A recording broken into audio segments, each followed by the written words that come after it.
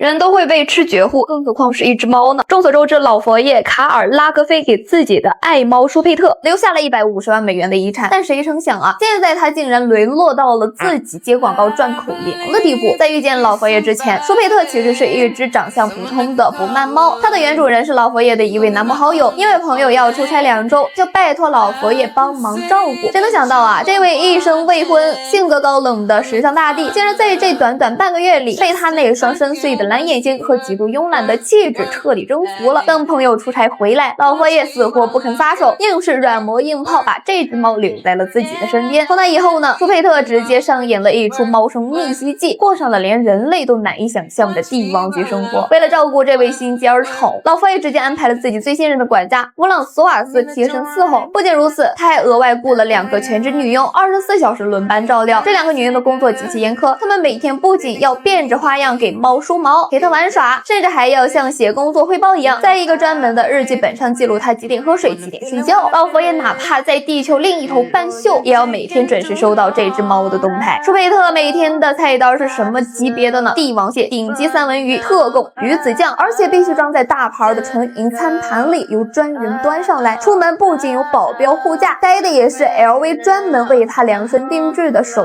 提猫包。想出去旅游，老佛爷直接带着他坐私人飞机环游世界。老佛爷曾经半开玩笑的说过啊，如果法律允许的话，我真的会娶舒佩特为妻。在长达8年的相伴里，这只猫几乎成了他晚年生活中唯一的精神寄托。更绝的是啊，舒佩特不仅会花钱，他还能自己挣钱。因为他在聚光灯下表现淡定，老佛爷干脆带他出道，随便接个汽车或者美容产品的代言，和顶级超模吉塞尔邦辰同框走个秀。短短1年，这只猫光是靠代言就赚了整整300万欧元。老佛爷甚至还以它为灵感，推出了各种联名彩妆和包包系列，让它躺着都能赚得盆满钵满。那时的舒佩特呢，堪称巴黎时尚圈最耀眼的星二代，但所有的童话都在2019年老佛爷去世的那一刻戛然而止。老佛爷太了解人性的贪婪了，他临终前最放心不下的就是这只猫，生怕自己走后他会受委屈，所以他特意在遗嘱里指定将高达150万美元的巨额遗产赠予舒佩特，并委托一直贴身照顾他的管家弗朗索瓦斯来代为保管和执行。本来一切都安排的明明白白，但老佛爷还是低估了资本运作和血缘亲情在金钱面前的虚伪。老佛爷前脚刚走，后脚那些几十年不怎么来往、早就断绝关系的亲戚们就开始蠢蠢欲动了。其中一个侄女连装都懒得装，直接跳出来起诉，声称老佛爷在立遗嘱的时候神志不清，强烈要求这份遗嘱无效，遗产必须由他们这些所谓的血亲来继承。为什么他们敢这么明目张胆的抢呢？因为这里头有个十分恶心的法律漏洞。老佛爷虽然在法国住了一辈子，但他其实是德国国籍。按照德国的法律，动物是可以继承遗产的，但在法国的法律里，动物不能作为遗产继承人，只能被当作无生命的物品。这帮眼红的亲戚就是死死咬住了两地法律的冲突，疯狂钻空子。他们就是看准了这只猫没有法律主体资格，也没有人能为它在法庭上据理力争，所以明目张胆的开始了这场零元购式的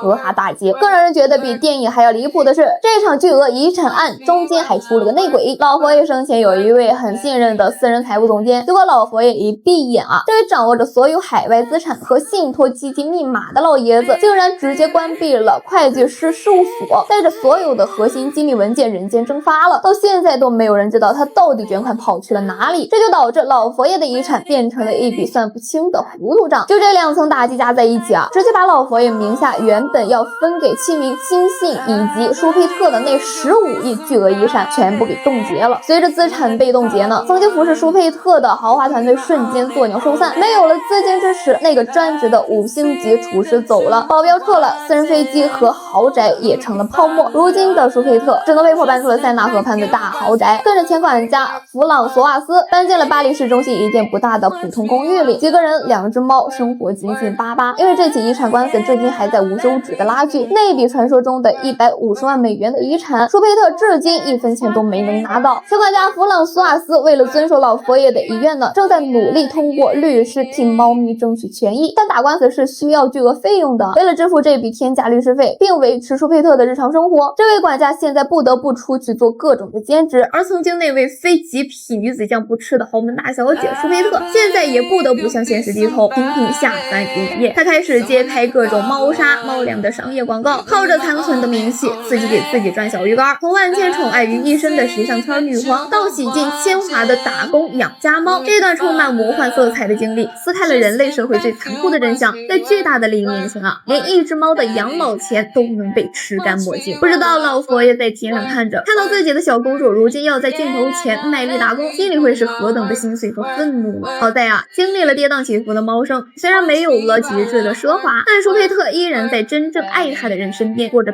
平淡却安稳的日子。或许对他来说，再多的鱼子酱也比不上一个永远不会抛弃他的温暖怀抱。